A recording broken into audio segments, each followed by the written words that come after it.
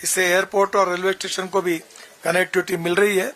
जम्मू का ring road, ये भी 4 लेन ग्रीनफील्ड 2800 करोड़ का फेज 1 58 किलोमीटर दिसंबर तक पूरा होगा और निश्चित रूप से फेज 2 ग्रीनफील्ड रिंग रोड का पूर्वी भाग 3700 करोड़ का, इसका काम भी हम इसी साल शुरू करेंगे। मुझे खुशी है कि जम्मू कश्मीर में दिल्ली अमृतसर कटरा ये जो ग्रीनफील्ड एक्सप्रेस हाईवे ये 41,000 करोड़ का है।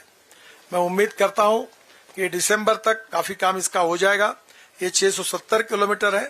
दिल्ली से कटरा 58 किलोमीटर की दूरी कम होगी और ये एक्सप्रेसवे कटरा को, जम्मू को सांबा, कठुआ, पठानकोट, अमृतसर, मोहाली, अंबाला होकर दिल्ली जुड़ेगा, जिसमें केवल जम्मू कश्मीर में 11,500 करोड़ की लागत से 143 किलोमीटर एक्सप्रेसवे का काम अगस्त तक पूरा होगा।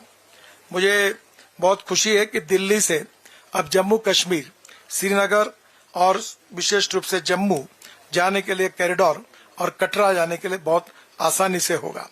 मैं और एक बात बताना चाहता हूं कि टनल में जम्मू और श्रीनगर के बीच 25 टनल में से 20 टनल बन गई है, 5 बन रही है। देश की आजादी के बाद 2013 तक देश में केवल 5 टनल का निर्माण कराया गया था, पर पिछले 11 वर्ष में 20,000 करोड़ की 54 टनल का अब निर्माण हुआ है। 1,12,000 करोड़ रुपए खर्चा करके हम 128 टनल का निर्माण कर रहे हैं, जो 2027-28 तक 40,000 करोड़ की लागत से 106 किलोमीटर लंबाई की 51 टनल बनाई जाएगी और 72,000 करोड़ की लागत से करीब 77 टनल के अब डीपीआर भी बन रहे हैं और टनल में हम लोग नई टेक्नोलॉजी का उपयोग भी कर रहे हैं। ये सब जम्मू कश्मीर जो टनल निर्माण हो रही है उसमें विशेष रूप से ये सब काम पूरा करने के पीछे हम पड़े हैं। बहुत से इम्पोर्टेंट काम है जिसकी घोषणा मैं आपको बताता हूँ। फरवरी 2028 तक जोजिला टनल का अप्रोच पूरा हो जाएगा। डिंगडोल खुनी नाला तक टनल का निर्माण सितंबर 2024 तक पूरा हो जाएगा। अखनूर पुंछ मार्ग पर सुंगल टनल का निर्माण जुलाई 26 तक पूरा होगा। अखनूर पुंछ मार्ग और भीम बर्गली टनल का निर्माण जुलाई 2027 तक पूरा होगा।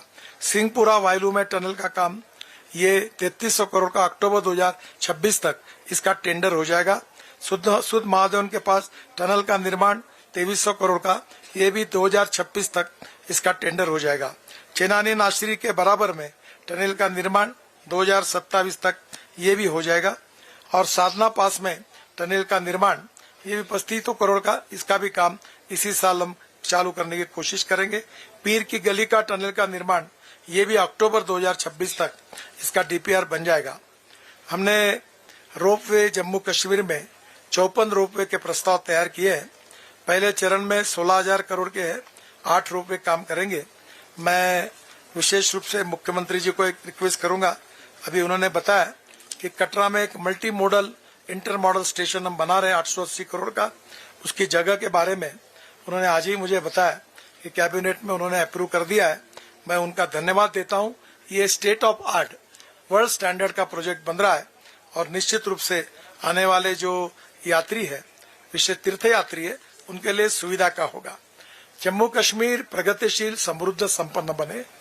वाटर, पावर, ट्रांसपोर्ट, कम्युनिकेशन के कारण कैपिटल इन्वेस्टमेंट आती है और टूरिज्म ऐसा सेक्टर है कि जब इंफ्रास्ट्रक्चर डेवलप होता है तो टूरिज्म डेवलप होता है, जहां 49% एक्सपेंडिचर रोजगार निर्माण के लिए खर्चा होता है।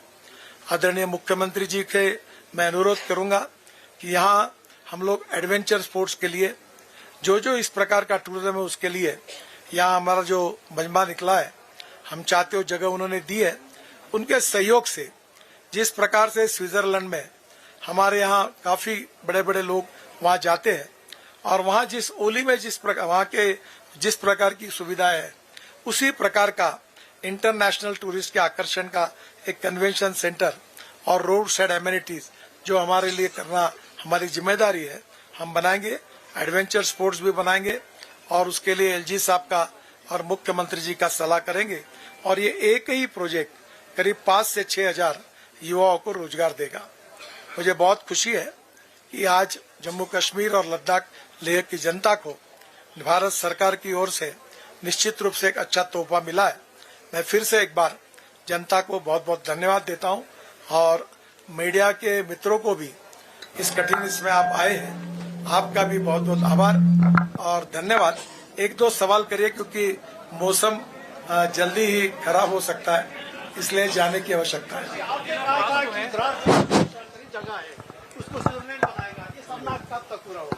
सर, ये सपना मेरा रोड का है, उसी के लिए मैं सीमित हूँ। पर रोड साइड एमिनिटीज के अंदर जो मजमा निकलता है यहाँ का, वो डालकर एक लेवल तैयार करके वहाँ इंटरनेशनल स्टैंडर्ड का स्विट्जरलैंड में जैसे कन्वेंशन सेंटर है डावोस में, वैसा बनाना, एडवेंचर स्पोर्ट्स करना, इसके लिए मैं कर सकता हूँ। बाकी बातों के लिए राज्य सरकार और बाकी डिपार्टमेंट के सहयोग से ये कोशिश हो रही है।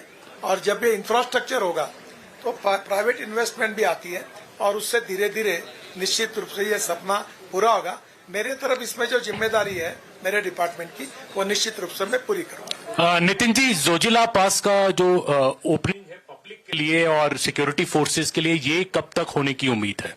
आप ऐसा करिए, पहला तो ऐसा है कि मैंने ये सुझाव दिया, इसमें खूब नई नई टेक्नोलॉजी वर्ल्ड क्लास की यूज हुई है, ये सब डिटेल में भी आ नहीं पाया है।